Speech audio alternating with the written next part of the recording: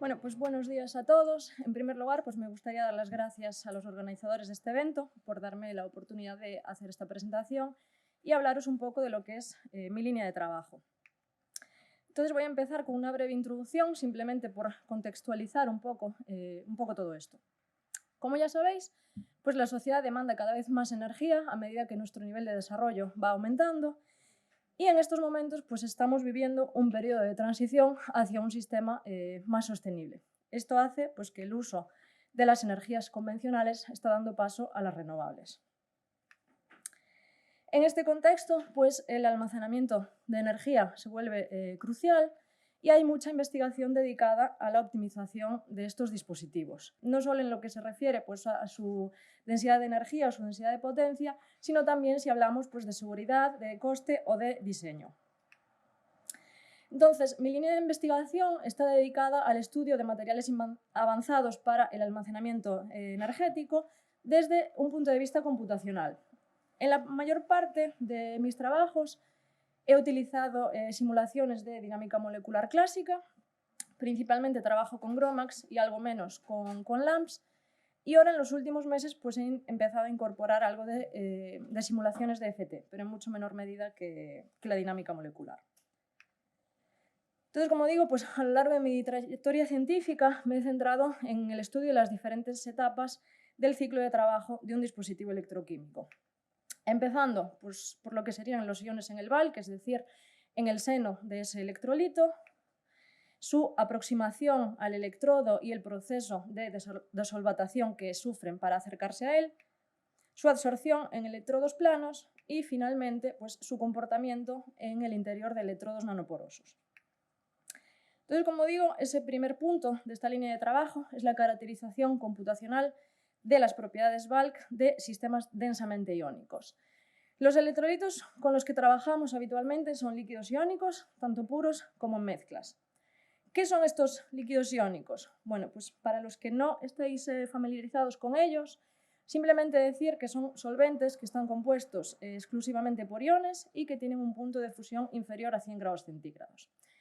Normalmente, el catión y el anión que conforman este líquido pues tienen tamaños bastante distintos y en función de la combinación que se elija de entre todos los posibles, pues estos líquidos presentan unas propiedades bastante interesantes, como las que incluyo aquí en el centro. Esto los hace pues atractivos en un amplio rango de aplicaciones, entre ellas, como digo, ahí al lado, las aplicaciones de electroquímica.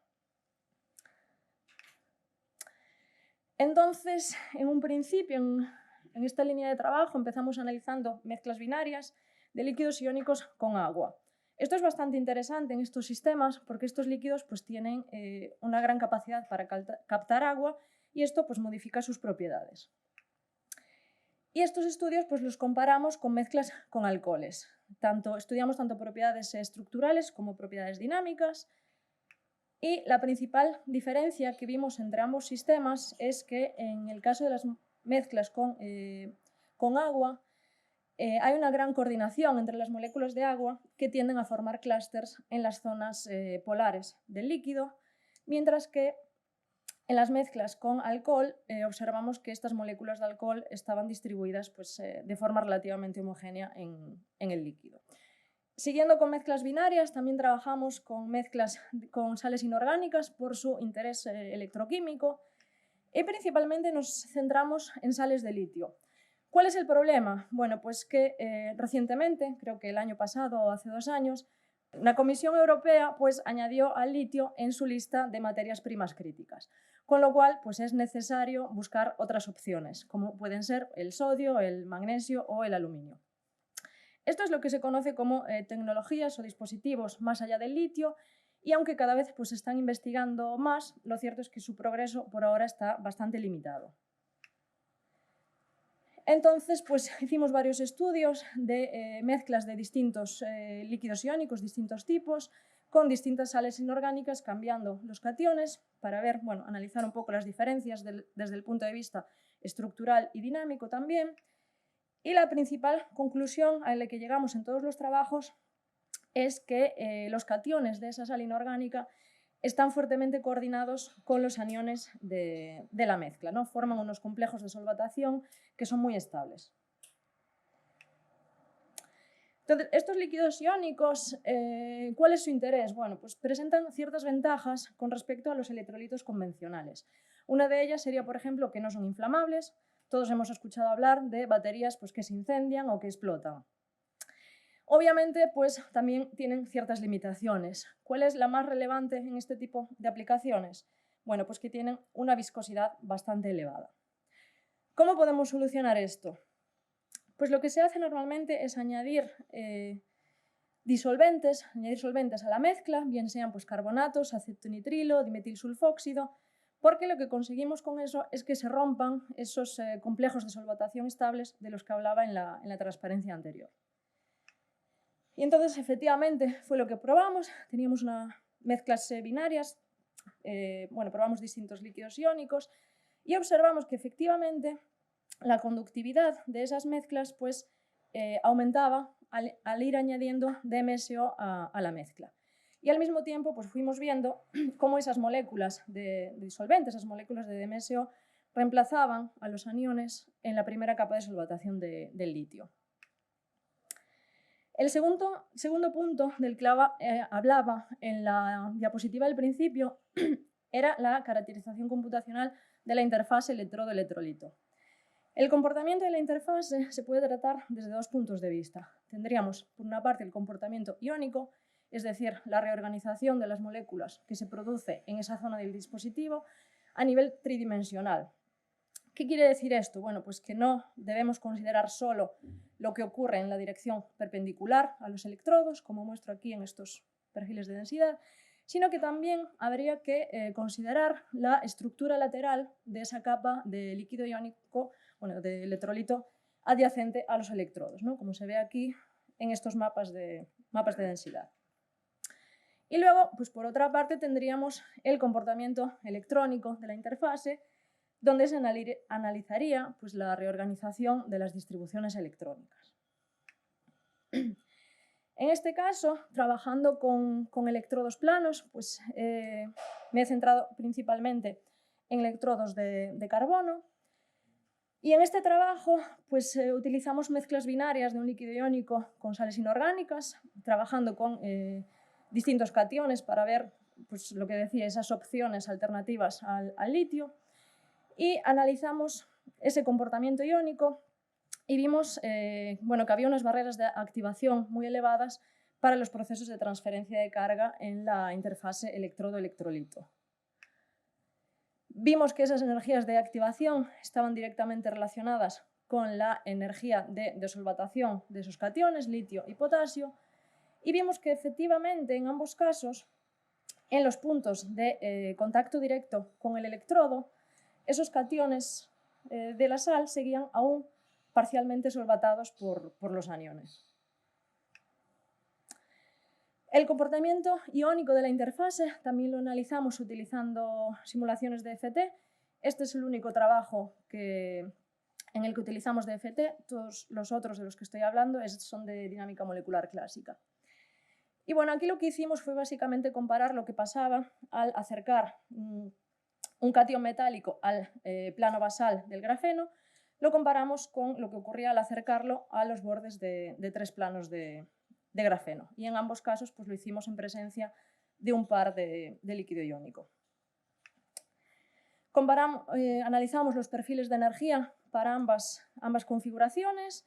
Vimos que en el caso de las simulaciones con el plano basal, los perfiles de energía para litio y para potasio pues eran comparables a los que habíamos obtenido con dinámica molecular. Y en este caso pues también estudiamos el comportamiento electrónico de la interfase. Aquí lo que hicimos fue una comparación en ambas configuraciones de cómo variaba la carga de cada una de las especies que están presentes en la simulación al ir variando la distancia de este catión de litio, ir variando su distancia con el electrodo. La diferencia que vimos fue que en el primer caso no se puede considerar que se forme un complejo litio C6, ya que no hay una transferencia de carga significativa, Mientras que en la otra configuración sí que observamos que se formaba un complejo litio C12 una vez que el litio pues, estaba en el interior del electrodo. Y ya pues, el tercer y último punto que comentaba al principio era la caracterización de estos electrolitos bajo confinamiento, en el interior de estructuras nanoporosas de carbono.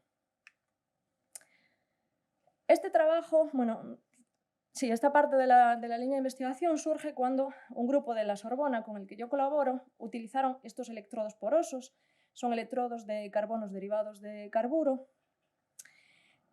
Los utilizaron para hacer simulaciones e intentar entender a nivel molecular el aumento que se observó experimentalmente en la capacitancia de supercondensadores que utilizaban pues, electrodos porosos cuando el tamaño de los poros era similar al tamaño de los iones. Y entonces, a partir de ahí, pues, preparamos este modelo de grafeno perforado. Aquí las láminas interiores de grafeno pues, tienen perforaciones, huecos como estos que se ven aquí, que permiten pues, que el líquido difunda en el interior del electrodo, ¿no?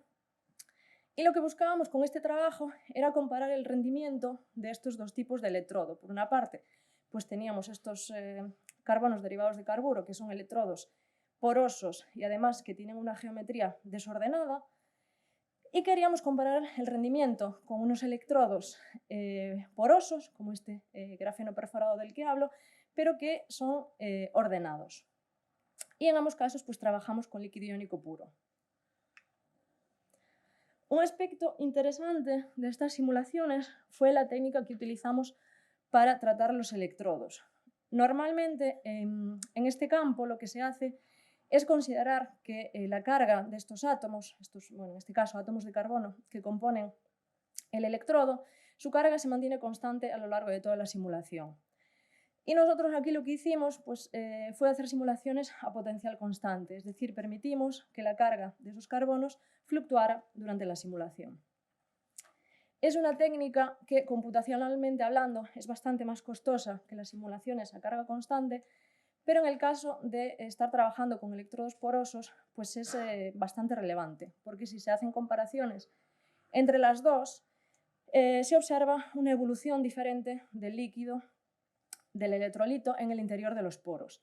Y además se observa pues, que las simulaciones a potencial constante ofrecen unos tiempos de relajación más razonables.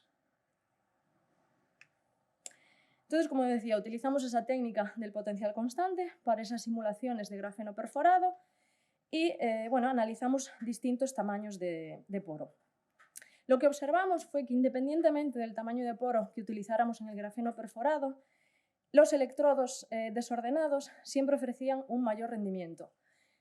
Y vimos que era básicamente debido a dos cosas. Primero, que ese desorden en los electrodos hacía que hubiese menos efectos de correlación entre los poros y que además, pues, al tener poros de distinto tamaño y distintos sitios de absorción, pues esto permite que el líquido, el electrolito, se reorganice, se acomode en el interior del electrodo de forma más eficiente.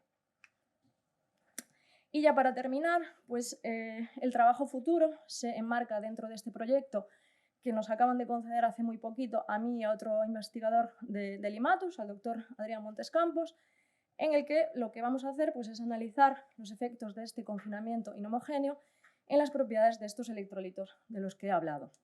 En este caso, pues, pretendemos utilizar mezclas binarias y ternarias de líquidos iónicos, porque hasta el momento en nanoconfinamiento solo hemos trabajado con líquido iónico puro, y en este caso los electrodos que vamos a utilizar son estos de aquí, que son carbonos templados de zeolita. Y también, otro punto, vamos a contribuir al desarrollo de potenciales interatómicos utilizando redes neuronales, pero de esto no voy a comentar nada porque es mi compañero, el doctor Adrián Montes, el que va a hablar de ello al final de la jornada. Es la última charla que está programada. Y esto es todo. Muchas gracias por vuestra atención.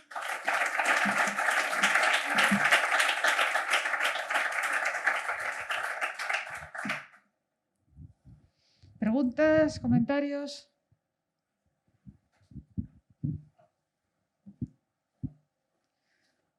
¿Quién se anima? Una curiosidad. realmente el poro es muy pequeño para que del tamaño de los iones, ¿no? Nos sorprendió la dimensión. Sí, Es como un MOSFET o algo así. en este es donde se observa que aumenta la capacitancia en los supercondensadores, es más o menos de 0,7 nanómetros. Es por debajo del nanómetro. Sí, sí, es por debajo del nanómetro, es muy pequeño, sí. Pues el padre de las baterías cumple ahora 100 años. Sí, sí, en los laboratorios de unidad. Un comentario. Con 100 años, bueno, ya no sé si va al laboratorio, pero está hace poquito ya. Mira, ¿qué rango de concentraciones de los compuestos iónicos incluís en la disolución? ¿Son concentraciones muy altas? ¿Estudiáis la relación de la concentración con...? Sí, en las mezclas ternarias en las que añadimos, por ejemplo, aquí el DMSO, era todo el rango de concentración. Luego, cuando tratamos con mezclas binarias, con sales inorgánicas, son concentraciones muy bajas, porque lo cierto es que la solubilidad de esas sales inorgánicas en líquidos iónicos es bastante baja.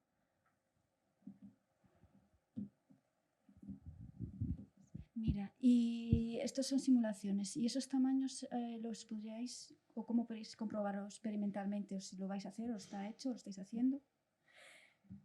Pues en este proyecto en el que vamos a empezar, tenemos pensado colaborar con el Instituto de Carbono en Oviedo, y ellos, por ejemplo, también sintetizan esos electrodos partiendo de zeolitas. Entonces esperamos eso, hacer alguna colaboración con ellos y poder hacer medidas experimentales. Nada, muchas gracias.